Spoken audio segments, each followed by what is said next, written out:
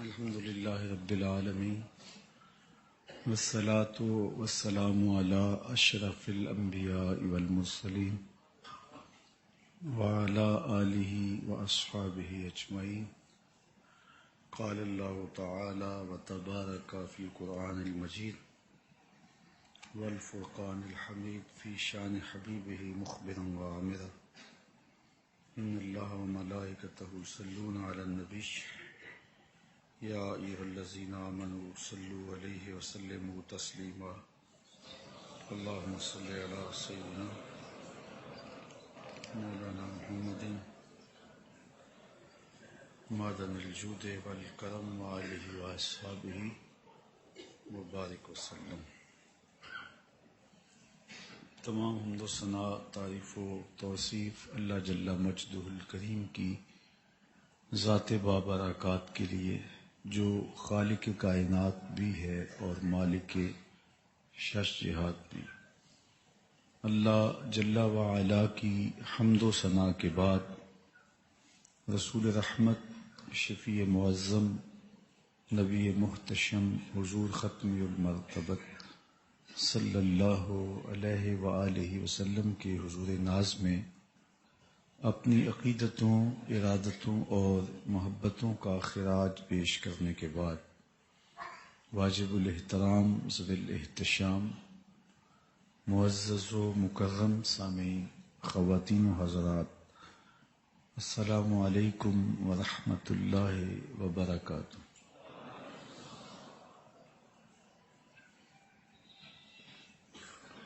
ماہ صفر المظفر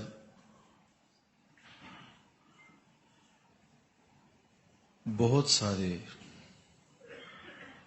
اولیاء، کاملین، واصلین کے وصال کا مہینہ ہے.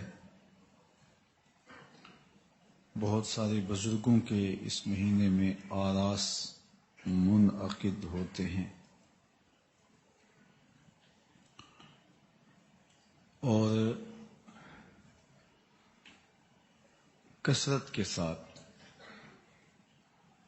مختلف مساجد میں اولیاء اللہ، بزرگان دین اور اہل تصوف کا تذکرہ اس مہینے کیا جاتا ہے. لیکن عمومی رویہ یہ ہے کہ بزرگوں کی کرامات کو زیادہ بیان کیا جاتا ہے، تعلیمات کو کم بیان کیا جاتا ہے. کرامات کا بیان کرنا کوئی بری بات نہیں ہے. کرامات بزرگوں کی ہوا کرتی ہیں اور کرامات لوگوں کی ہدایت کا سبب اور ذریعہ بھی ہوئی. کرامت کا من حیث الکرامت انکار کرنا کفر ہے. کوئی شخص کہے کہ میں کرامات کو مانتا ہی نہیں، مطلق انکار، کفر اس لیے کہلائے گا کہ قرآن مجید میں بھی کرامات کا ذکر موجود ہے. جس طرح صاحب سلیمان علیہ السلام کا آن واحد میں تخت بلقیس قدموں میں حاضر کر دینا، یہ قرآن میں ذکر ہوا. حضرت مریم سلام اللہ علیہا کا وہ واقعہ جو سورہ آل عمران میں مذکور ہے. حضرت زکریا علیہ السلام دروازہ بند کر کے جاتے ہیں، جب واپس آئے تو دروازہ کھولا، وجد عندہا رزقا، تو وہاں بے موسم پھل پڑے دیکھے. دروازہ مقفل ہے، باہر سے کوئی اندر نہیں جا سکتا، اندر سے کوئی باہر نہیں آ سکتا، تو یہ پھل کہاں سے آئے؟ اور پھر پھل بھی ایسے جن کا موسم بیت گیا. بے ساختہ کہا، یا مریم ان لک ھذا، اے مریم یہ پھل کہاں سے آئے؟ جب موسم بھی نہیں ہے، دروازہ بھی مقفل ہے، کہاں سے یہ پھل آئے، کیسے پہنچے؟ حیرت میں ڈوبے ہیں، اور حضرت زکریا علیہ السلام یہ سوال کرتے ہیں. حضرت مریم بولتی ہیں یہ مجھے میرے رب نے دیے ہیں، اور وہ جس کو چاہتا ہے بغیر حساب کے عطا کرتا ہے. اب حضرت زکریا علیہ السلام نے یہ بات جان لی کہ یہ اللہ کی طرف سے انعام ہے، اور حضرت مریم سلام اللہ علیہا کا اکرام ہے، اور ان کی یہ کرامت ہے کہ ان کو بے موسم پھل دیے گئے. تو وہیں کھڑے ہو کے حضرت زکریا نے دعا مانگنا شروع کر دی. ہنالک دعا زکریا رب، وہیں کھڑے ہو کے. 120 سال عمر تھی حضرت زکریا علیہ السلام کی، اولاد کی نعمت سے مالا مال نہیں کیے گئے تھے. اب عمر کے اس حصے میں پہنچ گئے کہ اولاد کے لیے دعاؤں کا سلسلہ بھی موقوف ہو گیا. لیکن جب حجرہ مریم سلام اللہ علیہا میں بے موسم پھل دیکھے تو دل چوٹ کھا گیا، اور اللہ کی بارگاہ میں عرض کی مالک جب تو اپنی اس بندی کو بے موسم پھل دے سکتا ہے تو میری عمر کے شجر پہ اولاد آنے کا موسم بیت گیا، لیکن تو بے موسمی اولاد بھی دے سکتا ہے. ہنالک دعا زکریا ربا، حضرت زکریا نے وہیں کھڑے ہو کے اللہ سے دعا مانگی. معلوم ہوا جہاں رحمتوں کا نزول ہو رہا ہو وہاں دعائیں مانگی جاتی ہیں. تو حضرت زکریا نے دعا مانگی تو کیا رد کر دی گئی کہ تم یہاں کھڑے ہو کے کیوں مانگ رہے ہو؟ نہیں، بلکہ فنادتہ الملائکہ، فرشتوں نے ندا دی. وَهُوَ قَائِمٌ يُصَلِّي فِي الْمِحْرَابِ، وہ محراب میں حجرے میں ابھی کھڑے ہو کے دعا مانگ ہی رہے تھے. ابھی دعا بھی ختم نہیں ہوئی تھی، دعا مانگ ہی رہے تھے کہ فرشتوں نے رب کا سندیسہ سنایا، رب کا پیغام دیا. ان اللہ یبشرک بیحییٰ، زکریا تمہیں مبارک ہو، ہم تمہیں یحییٰ کی بشارت دیتے ہیں. تو قرآن مجید میں سورہ کہف اٹھائیے، اصحاب کہف کا ایک طویل مدت تک اس غار میں سوئے رہنا، اور اللہ جل شانہ کے حکم سے ان کی کروٹیں بھی بدلتی رہیں، اور ان کے جسم کو کوئی آزار بھی نہیں پہنچا. 300 سے کچھ زیادہ یا کچھ کم سال وہ وہاں رہے. تو یہ وہ کرامات ہیں جن کا ذکر قرآن کے دامن میں موجود ہے. اس طرح مختلف احادیث میں بنی اسرائیل کے کچھ اولیاء کا ذکر ہے، ان کی کرامات کا بیان ہے. کتب تواریخ میں پڑھیں، کتب احادیث دیکھیں، صحابہ کی کرامات کا ذکر ہے. حضرت عمر رضی اللہ تعالی عنہ کے لیے کرامات کا کتنا بیان ہے کہ دریائے نیل آپ کے رکے سے چلتا ہے. یہ کرامت ہے سیدنا عمر رضی اللہ تعالیٰ عنہ. اور اصحاب رسول کی، اہل بیت اطہار کی کرامات ہیں، اولیاء کی کرامات ہیں. تو کرامت کا من حیث الکرامت انکار نہیں ہو سکتا، اور کسی بزرگ کی جو مسلمہ بزرگ ہے اس کی کرامت کا انکار کرنا بھی محرومی ہے. لیکن دور موجود کے اندر بہت سارے لوگ ہیں جنہوں نے اپنے نام سے مختلف خود ساختہ کرامات بھی معاشرے میں مشہور کر دی ہوتی ہیں. تو درایت کے پیمانے پہ پرکھ کر کے ایسی کرامات جو انہوں نے مشہور کر دی اور وہ جھوٹی ہوتی ہیں تو ان کا انکار کرنے میں کوئی حرج نہیں ہے، کیونکہ کرامت ہوتی ہے اللہ کے ولی کی. اور ولی کی شان کیا ہے؟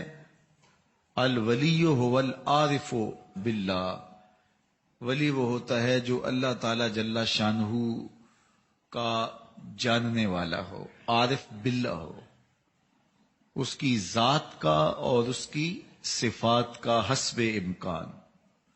اور امور شرعیہ پر کاربند ہو، شریعت پر مواظبت کرتا ہو، فرائض واجبات کی ادائیگی اس کا معمول ہو، بلکہ فرائض اور واجبات کی ادائیگی کے بعد کثرت نوافل سے بندہ اللہ کے قریب ہوتا ہے،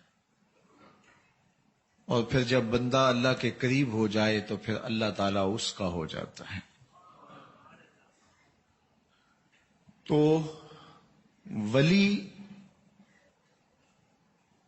کے اجزائے ترکیبیہ، ولی کیسے بنتا ہے، کون سی خوبیاں ہیں جو اللہ کے بندے میں ہونی چاہیے، کن خوبیوں کا حامل ہو اور کن اوصاف حمیدہ کا مالک ہو کہ ہم اس کو ولی کہیں گے۔ ایک تو قرآن مجید میں اللہ تعالیٰ جل شانہ نے ارشاد فرمایا، الذین آمنوا وکانوا یتقون۔ میں نے عرض کیا کہ اولیاء اللہ کی عموماً کرامتیں بیان کی جاتی ہیں، اس میں کوئی حرج نہیں ہے، لیکن جب صرف کرامات ہی بیان کی جائیں گی، معیار ولایت بیان نہیں ہوگا، تو مختلف لوگوں کی شعبدہ بازیوں کو لوگ کرامت سمجھ لیں گے اور ان کے پیچھے چل کے اپنی دنیا اور اپنی آخرت برباد کریں گے۔ اس لیے ہمیں اس بات کا پورا ادراک ہونا چاہیے کہ ولی کسے کہتے ہیں، اور اس معیار پر ہم کسی کو دیکھیں۔ اس کے باوجود اس کا معاملہ اللہ کے ساتھ ہے، چونکہ نبی اپنی نبوت کا اعلان کرتا ہے، ولی اپنی ولایت کا اعلان نہیں کرتا۔ نبی کے اوپر لازم ہے، واجب ہے کہ وہ بتائے کہ میں نبی ہوں، لیکن یہ چیز ولی پر نہیں ہے۔ وہ تو کوشش کرتے ہیں کہ لوگوں کی نگاہوں سے چھپ جائیں، لوگوں سے پوشیدہ رہیں۔ وہ اپنی ولایت کے لیے تشہیری مہم نہیں چلاتے، بلکہ وہ خلق خدا کی رہنمائی کا فریضہ سر انجام دیتے ہیں اور اللہ کی رضا جوئی کے لیے کوشاں رہتے ہیں۔ کرامات کا صدور ہو جانا ممکن ہے، اگر کوئی کرامت صادر ہو جائے تو اچھی بات ہے، لیکن یہ ان کا مقصود نہیں ہوتا کہ ہم سے کسی کرامت کا ظہور ہو۔ کبھی کبھار کسی ایسی حالت میں کسی کرامت کا صدور ہو جاتا ہے۔ تو ولی دو صفات کا حامل ہے، الذین آمنوا وکانوا یتقون، جو قرآن نے بیان فرمائی۔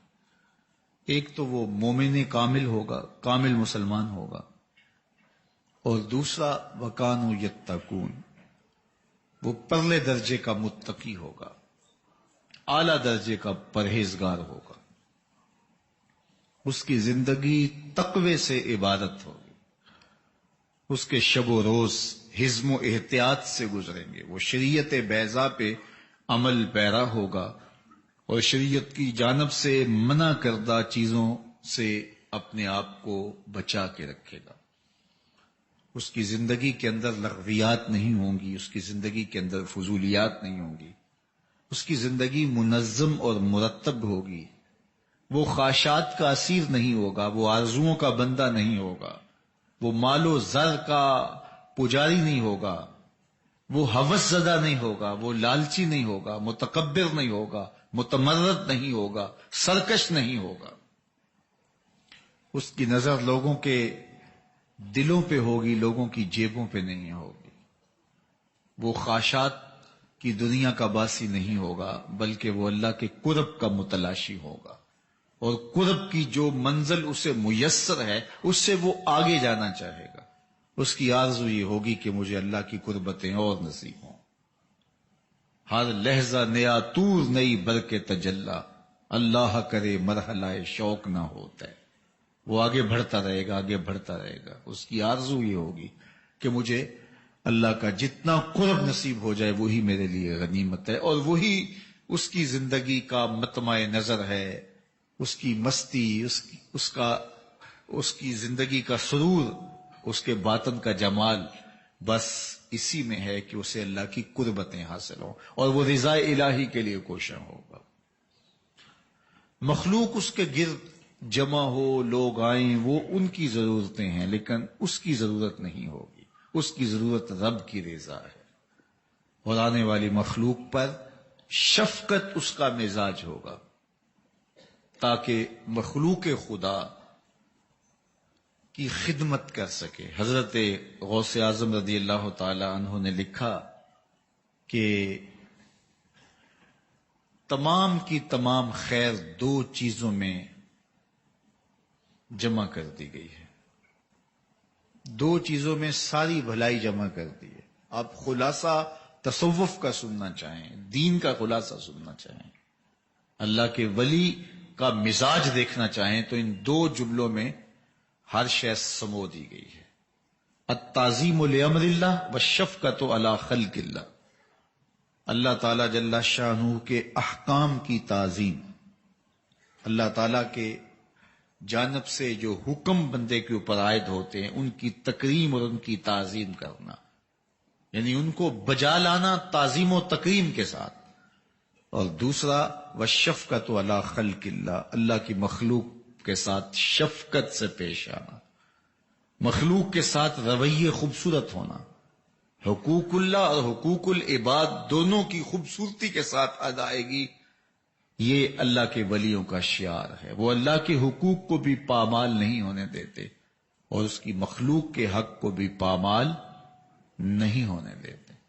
اور حقیقی صوفی وہی ہوتا ہے جو اپنے اللہ کے، اپنے رب کے حقوق کی بھی پاسداری کرے اور لوگوں کو بھی اذیت نہ دے اور لوگوں کے حقوق کا بھی پورا پورا خیال رکھے، اس کا وجود ضرر کا سبب نہ ہو، نفع کا ذریعہ ہو، اس کا وجود لوگوں کے لیے ہدایت کا سبب ہو، گمراہی کا سبب نہ ہو، اور وہ لوگوں کے لیے راحت اور رحمت کا ذریعہ ہو، زحمت کا سبب نہ ہو۔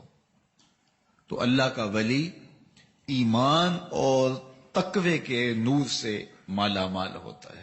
ایمان ہے تو پرلے درجے کا، اللہ پر اتنا پختہ یقین کہ رشک آئے، اور عمل، صالح اعمال، تقوی، پرہیزگاری، خوف خدا، خشیت الہی، اگر ان صفات میں اللہ کے ولی کو دیکھو تو آپ کو رشک آئے کہ اللہ سے ڈرنے والا، اللہ سے خوف رکھنے والا اور اللہ کے احکام کو بجا لانے والا ہم نے ایسا کبھی نہیں دیکھا۔ تو ان دو خوبیوں کا وہ حامل ہو تو وہ ولی کہلاتا ہے۔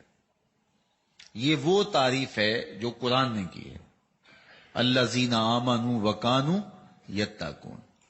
ایمان اور تقوی کے مجموعے سے جو چیز نصیب ہوتی ہے اسے ولایت کہا جاتا ہے۔ اگر ایمان ہی نہیں ہے، عقائد ہی درست نہیں ہے، تو پھر ولایت کہاں سے نصیب ہوگی؟ اور اعمال صالحہ ہی نصیب نہیں ہے تو پھر وہ لوگوں سے، اہل ایمان سے ممتاز ہو کے ولی کیسے بنے گا؟ تو یہ بات اچھی طرح سے ہمیں ذہن نشین کر لینی چاہیے۔ قرآن مجید میں سورہ الفرقان میں اللہ تعالی جل شانہ نے عباد الرحمن کی کچھ صفات بیان کی ہیں۔ عباد الرحمن سے مراد یہی اللہ والے لوگ ہیں، یہی صالحین اولیاء مراد ہیں۔ ان کی کچھ خوبیوں کا ذکر کیا گیا، ذرا دیکھ لیجئے اور میں اور آپ کوشش کریں کہ ہم ان خوبیوں کے حامل ہو جائیں۔ دیکھیے، جو ولایت ہے وہ کسبی ہے، نبوت وہبی ہے، یعنی کوشش سے، محنت سے، کثرت عبادات کے ذریعے سے کوئی شخص نبی نہیں بن سکتا، چونکہ نبوت اللہ کی خاص عطا ہے اور وہ جس کو چاہے نبوت کے منصب پہ سرفراز کرے۔ یہ منصب وہبی ہے، اللہ کی طرف سے، بغیر جو ہے وہ کسی کے اعمال کے بغیر اللہ تعالیٰ جل شانہ جس کو منتخب کرتا ہے اس کو نبوت دیتا ہے، اور جو نبی ہوتا ہے پھر اس کی عادات ہی ایسی ہوتی ہیں، اس کی زندگی کے اندر صالحیت ہوتی ہے، اس کی زندگی کے اندر تقدس ہوتا ہے، اس کی زندگی کے اندر نجابت ہوتی ہے، اس کی طبع کے اندر شرافت ہوتی ہے، اور اس کو عصمت نصیب کی گئی ہوتی ہے۔ کہ گناہ کا اس سے صدور ہی نہیں ہوتا. لیکن جو ولایت ہے وہ کسبی ہے. جو شخص محنت کرے، کوشش کرے، اللہ کی رضا جوئی کے لیے دن رات عبادات میں اپنے آپ کو مصروف رکھے، اللہ اسے درجہ ولایت عطا فرما دیتا ہے. اور یہ لازم نہیں ہے کہ کوئی بڑا نیک شخص ہی جو بچپن سے نیک ہو وہ ولی بن سکتا ہے. کئی ڈاکوؤں نے توبہ کی، اللہ نے ان کو ولایت عطا فرما.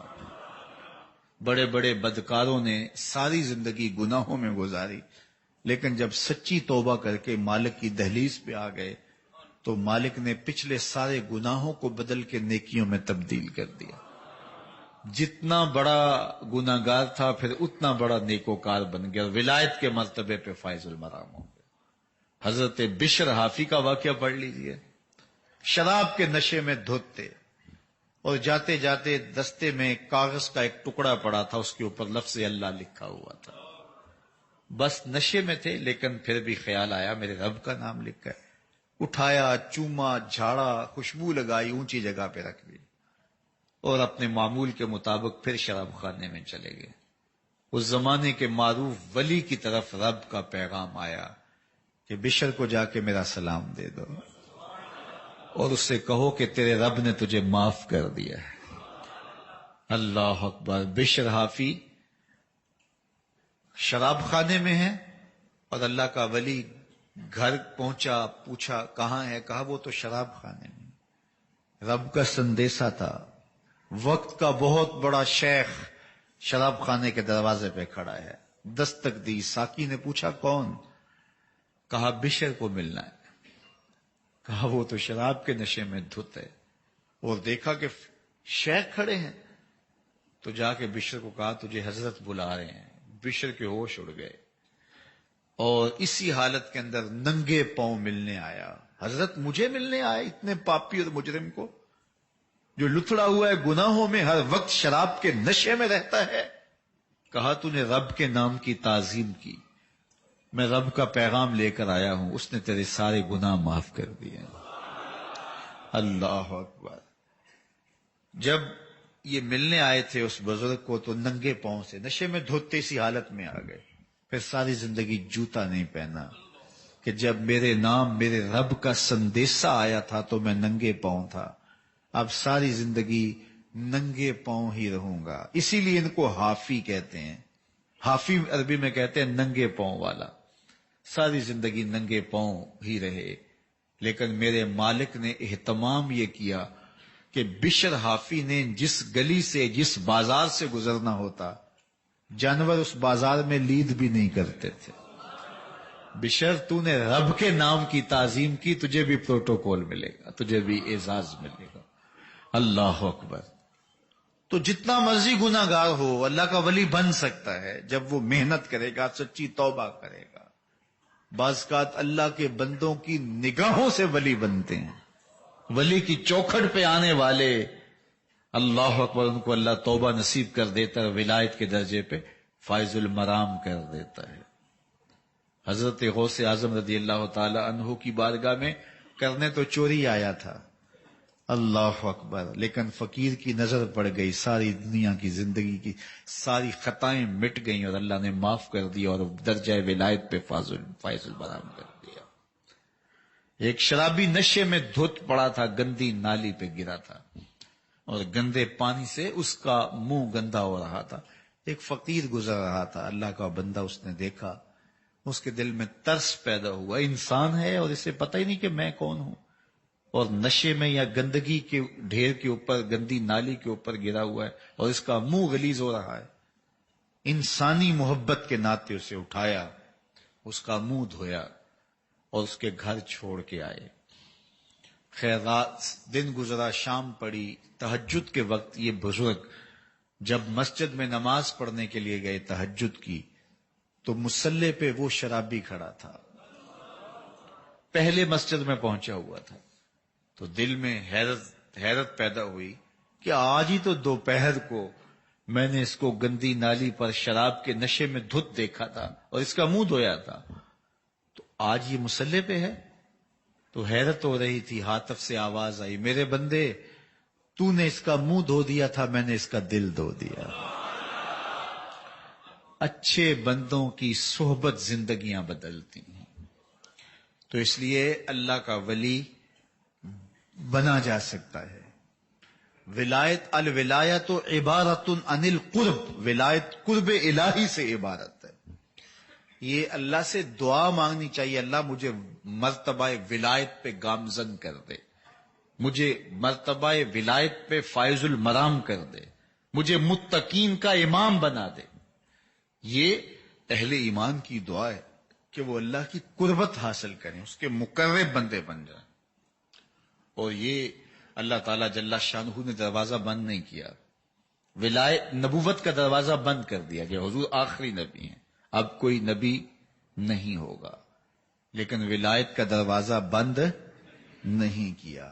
قیامت تک ولی ہوتے رہیں گے. تو اس لیے میں اور آپ آرزو تو کر سکتے ہیں، اور اس آرزو کی تکمیل کے لیے صالح اعمال سے کوشاں ہو جائیں کہ ہمیں اللہ کی قربت نصیب ہو جائے، رضائے الہی ہمارا مقصوم بن جائے اور ہماری زندگی اللہ کی رضا کے دائرے میں گزرے. تو پھر ہم اس مرتبے پہ فائز المرام ہو سکتے ہیں. آئیے اہل اللہ کی صفات کا ذکر سنیے. وقت تو تیزی کے ساتھ آگے بڑھ رہا ہے، لیکن اجمالاً تذکرہ سن لیجئے. ارشاد فرمایا وَعِبَادُ الرَّحْمَنِ الَّذِينَ يَمْشُونَ عَلَى الْأَرْضِ هَوْنًا. اللہ کے بندے، اولیاء اللہ، بزرگان دین کون ہیں؟ وَعِبَادُ الرَّحْمَنِ، رحمان کے بندے. یار جو گناہگار ہیں بندے تو وہ بھی اللہ کے ہیں، لیکن اللہ ان بندوں کو بندہ ہی نہیں کہتا. وہ بندے جو اس کی محبت میں زندگی گزارتے ہیں، جو اس کے احکامات کو بجا لاتے ہیں، ان کو کہا عباد الرحمن، اللہ کے بندے. الذین یمشون علی الارض ہونا، یہ وہ خوش نصیب لوگ ہیں جو زمین پر وقار سے چلتے. زمین پر چلتے ہیں تو چال دھیمی ہوتی ہے، اکڑ اکڑ کے نہیں چلتے، تکبر سے نہیں چلتے، رعونت سے نہیں چلتے، چھاتی تان کے نہیں چلتے، اور نہ ہی ان کی چال بے ڈھنگی ہوتی ہے. مرتب اور منظم چال ہے ان کی، زندگی کا چلن خوبصورت ہے. وَعِبَادُ الرَّحْمَنِ الَّذِينَ يَمْشُونَ عَلَى الْأَرْضِ هَوْنًا، اور اللہ کے بندے وہ ہیں جو زمین پر چلتے ہیں تو وقار سے چلتے ہیں، ان کا چلنا قابل رشک ہوتا ہے. وَإِذَا خَاطَبَهُمُ الْجَاهِلُونَ قَالُوا سَلَامًا، اور جب ان سے جاہل مخاطب ہوتے ہیں تو وہ کہتے ہیں سلام ہو. یعنی جاہلوں سے بحث نہیں کرتے، جاہلوں سے الجھ نہیں رہے ہوتے، بلکہ جاہل جب ان سے الجھنا چاہیں، ان سے بحث کرنا چاہیں، ان سے مخاطبہ کریں، قالو سلاما، تو وہ کہتے ہیں بابا سلام ہو. سلام متارکت کرتے ہیں جان چھڑانے کے لیے. اچھا السلام علیکم، اچھا پھر السلام علیکم میں جا رہا ہوں. تو وہ ان سے بحث نہیں کرتے، سلام متارکت کے ذریعے سے ان سے جان چھڑاتے ہیں، ان سے الجھتے نہیں. ان کی اصلاح کے لیے اگر ان سے کچھ ہو سکے تو وہ کرتے ہیں، اگر ان کے اندر کوئی تبدیلی لانے کی کوشش ان سے ہو سکے تو کرتے ہیں، لیکن وہ ان سے بحث نہیں کرتے، ان سے الجھتے نہیں. بعض اوقات کچھ لوگ اپنی قیمتی صلاحیتوں کو جاہلوں میں جو ہے وہ صرف کر دیتے ہیں.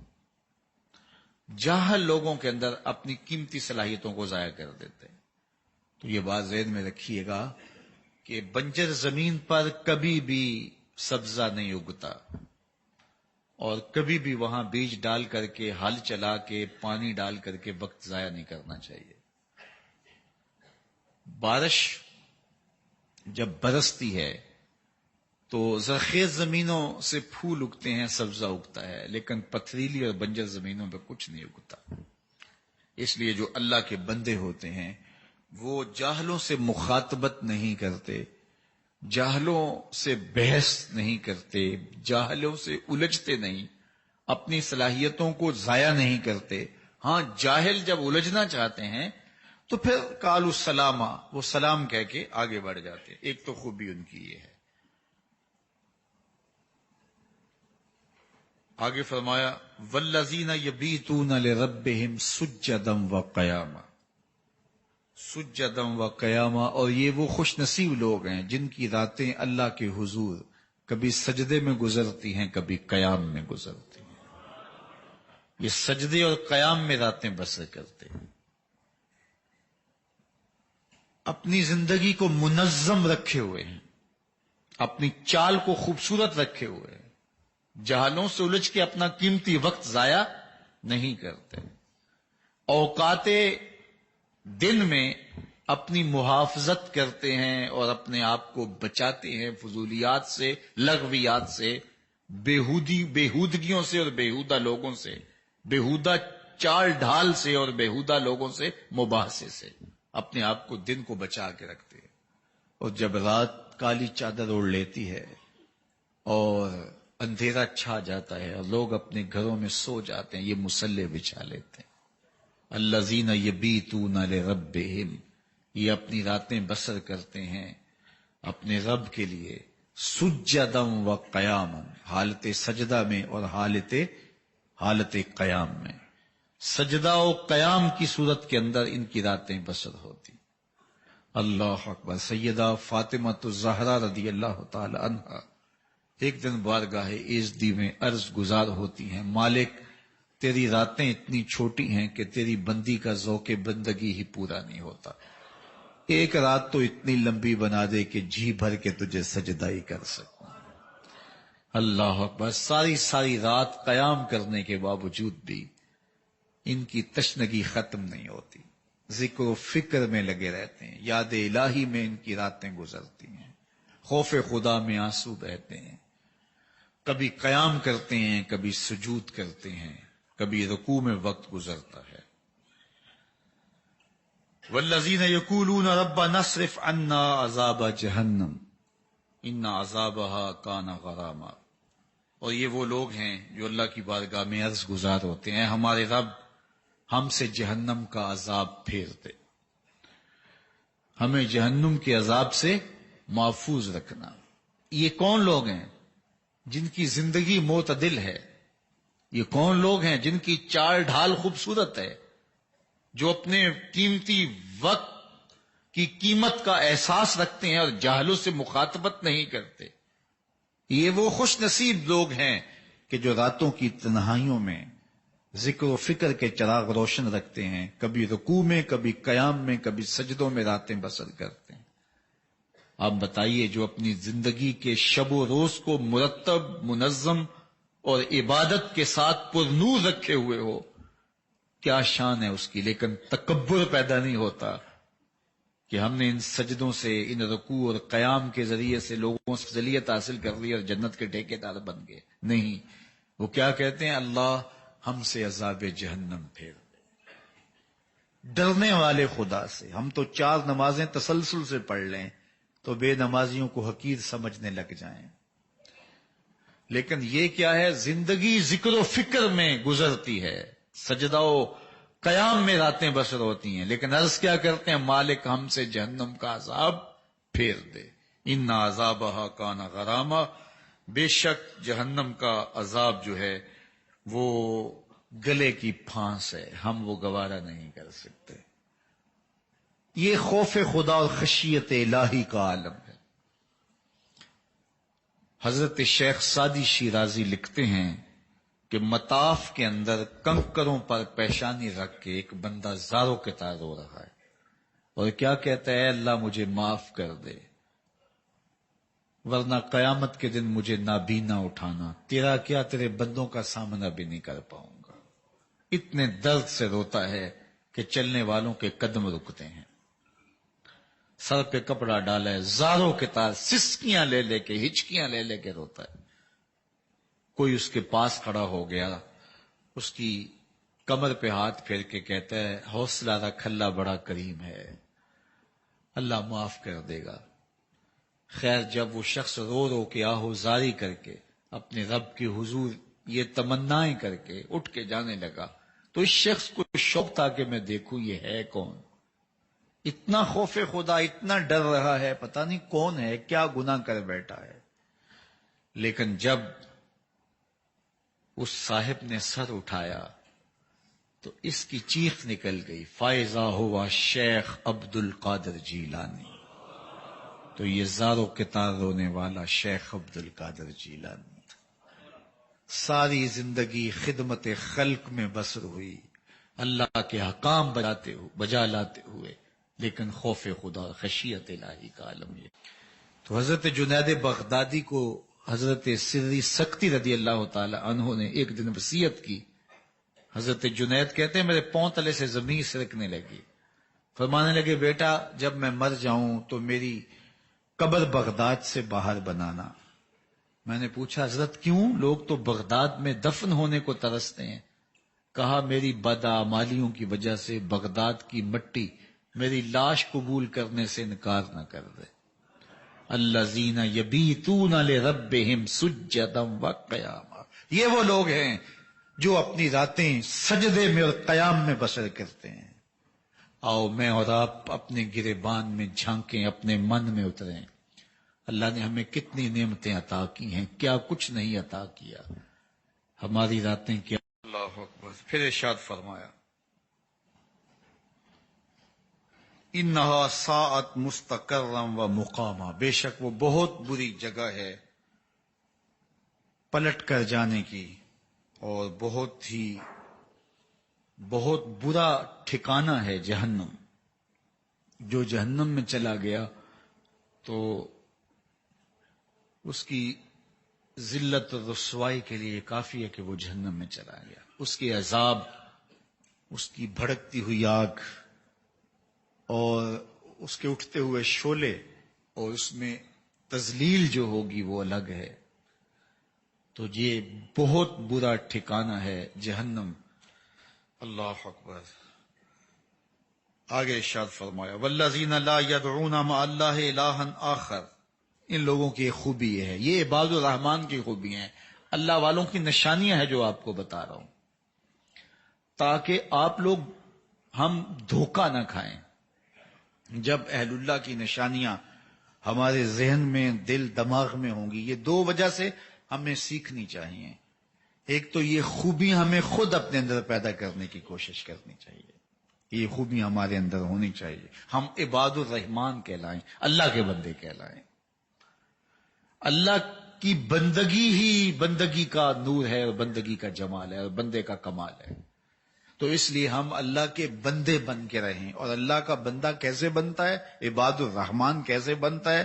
جو ان اوصاف حمیدہ کا حامل ہو، جس کے اندر یہ خوبیاں اور یہ کمالات. اور ان خوبیوں کو حاصل کرنا مشکل نہیں ہے. عزم مصمم کر لیں کہ مالک یہ خوبیاں ہماری روحوں میں اتار دے، پھر دیکھنا کہ مالک آپ کی مدد کیسے کرتا ہے. تو یہ خوبی ہم اپنے اندر پیدا کریں. اور دوسرا، اس معاشرے میں ہماری ضرورت ہے کہ ہم اہل اللہ کے پاس جائیں اور ان کی صحبت میں بیٹھیں. اہل اللہ کی صحبت من کے زنگ اتارتی ہے.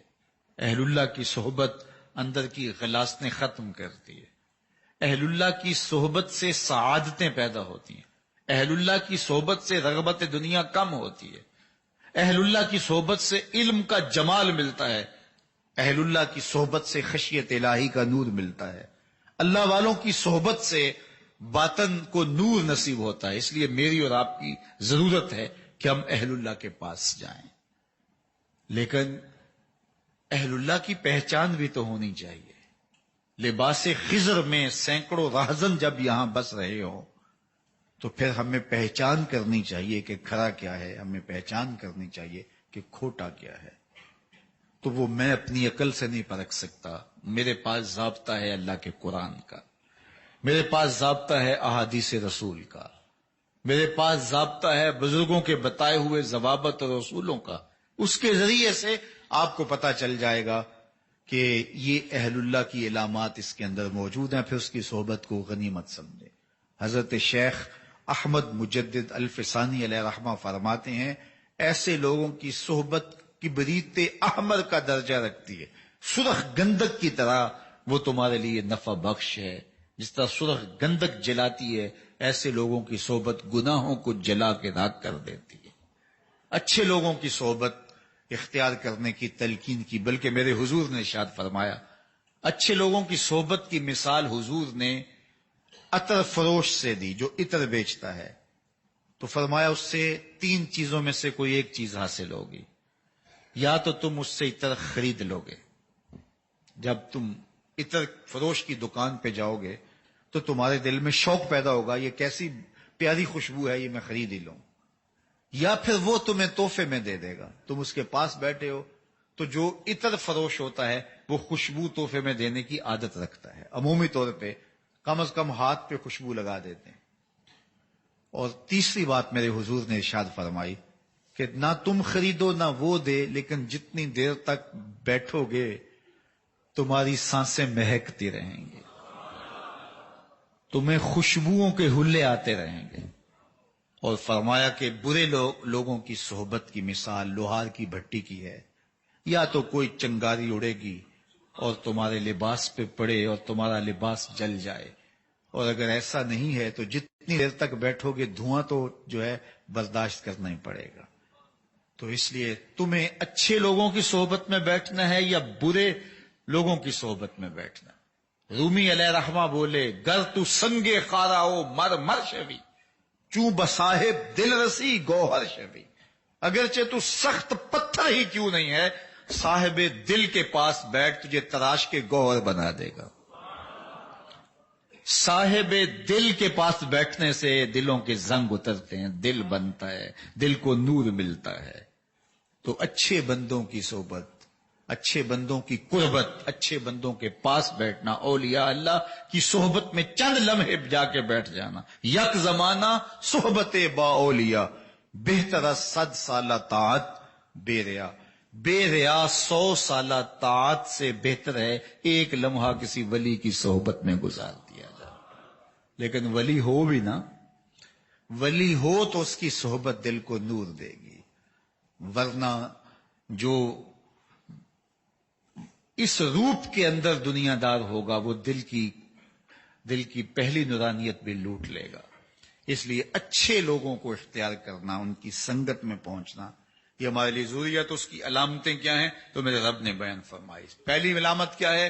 ان کی چال خوبصورت ہوتی ہے، بے ڈھنگی چال نہیں چلتے، متکبرانہ چال نہیں چلتے. ان کی راتیں کبھی سجدے میں گزرتی ہیں، کبھی قیام میں گزرتی ہیں. اللہ اکبر. پھر فرمایا کہ وہ اللہ سے عذاب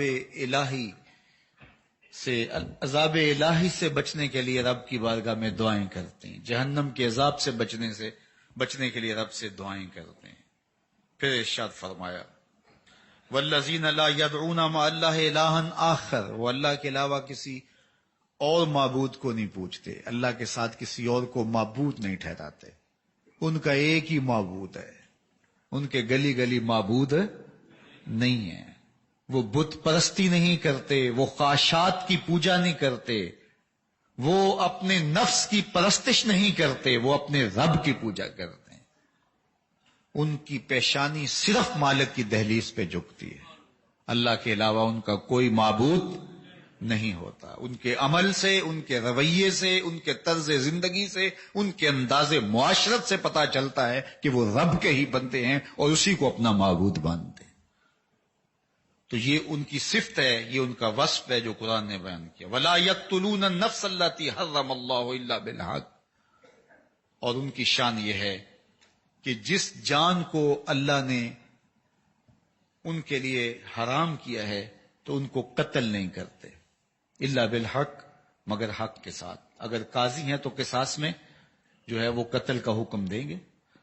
اگر کسی نے جرم کیا ہے جس کی سزا قتل بنتی ہے تو وہ ضرور اس کی سزا اور وہ اس جرم کی سزا انہیں دیں گے. لیکن وہ انسانوں کے قتل کا نہ سبب بنتے ہیں نہ خود قتل کرتے ہیں.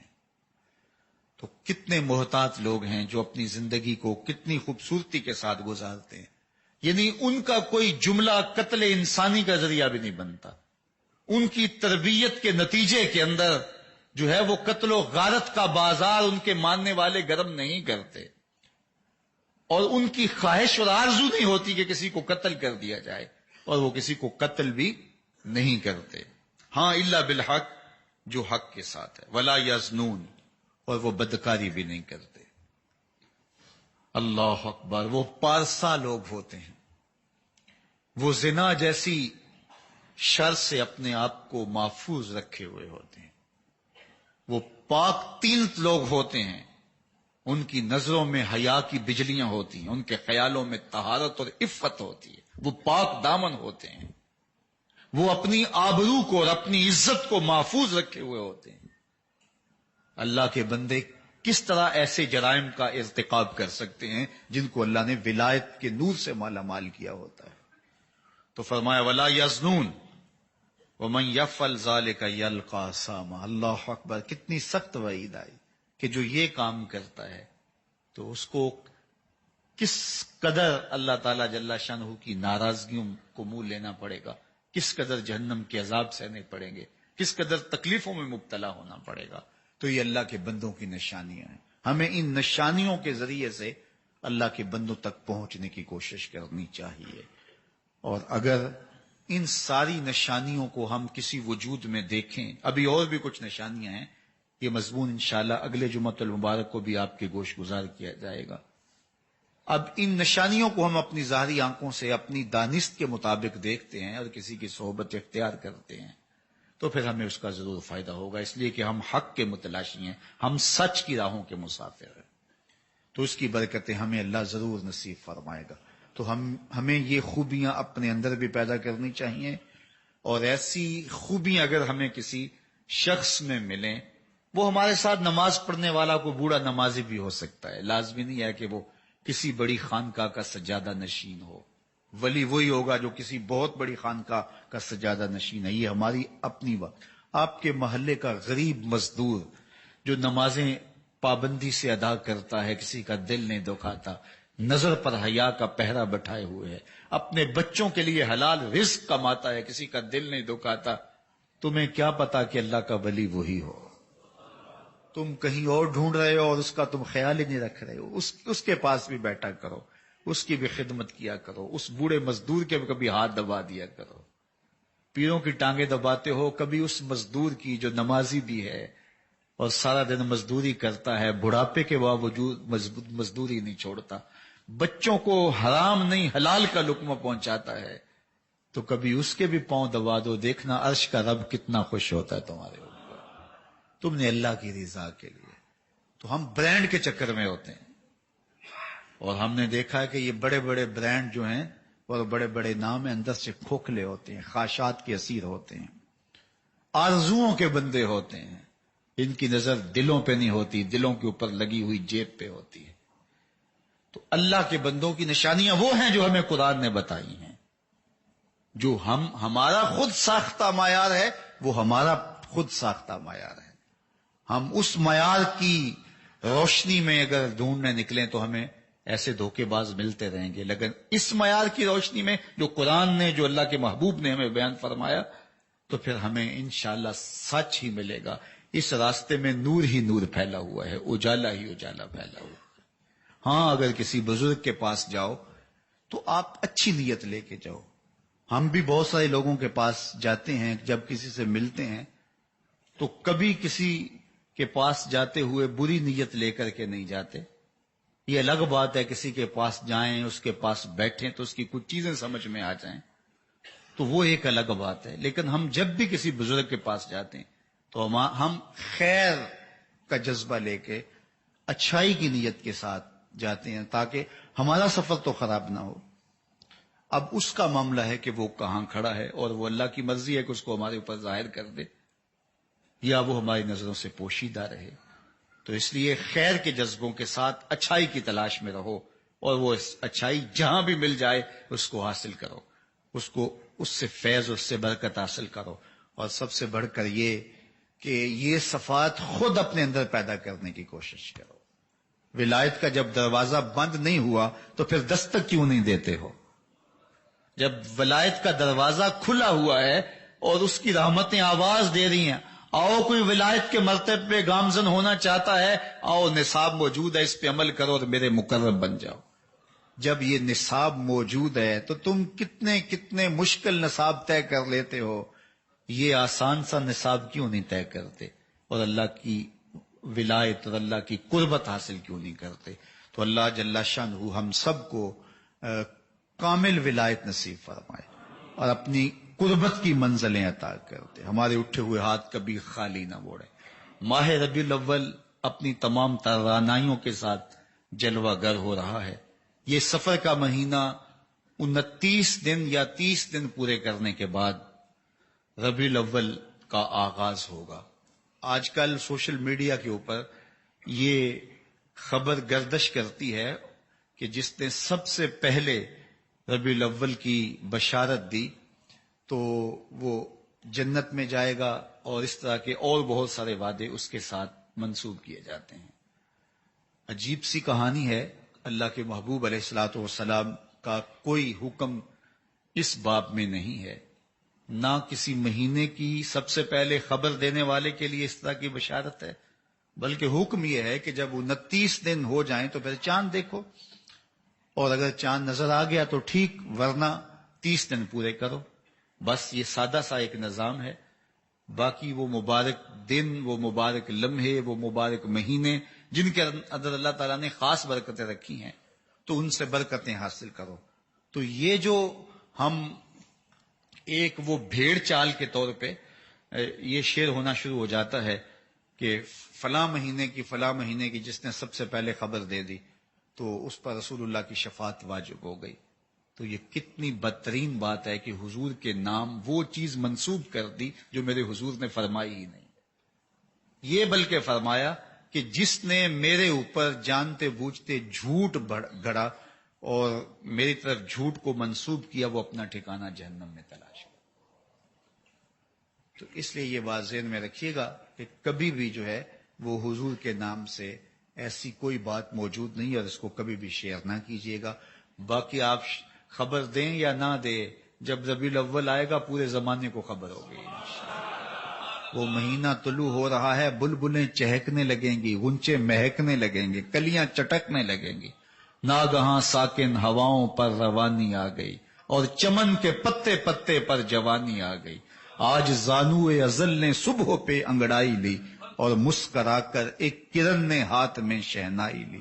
مخزن اسرار قدرت کے امی پیدا ہوئے، غل ہوا دنیا میں ختم المرسلین پیدا ہوئے۔ تو جب وہ ان کی آنے کے لمحے، وہ مبارک گھڑیاں جن گھڑیوں میں صدیاں قبل میرے حضور آئے تھے، تو وہ لمحے آئیں گے تو برکتیں خود آپ روحوں میں اترتی محسوس کریں گے۔ باقی انتظار ضرور کیجئے گا، لیکن ایسی کوئی خبر اور اس طرح کی کوئی حدیث موجود نہیں ہے۔ وآخر دعوانا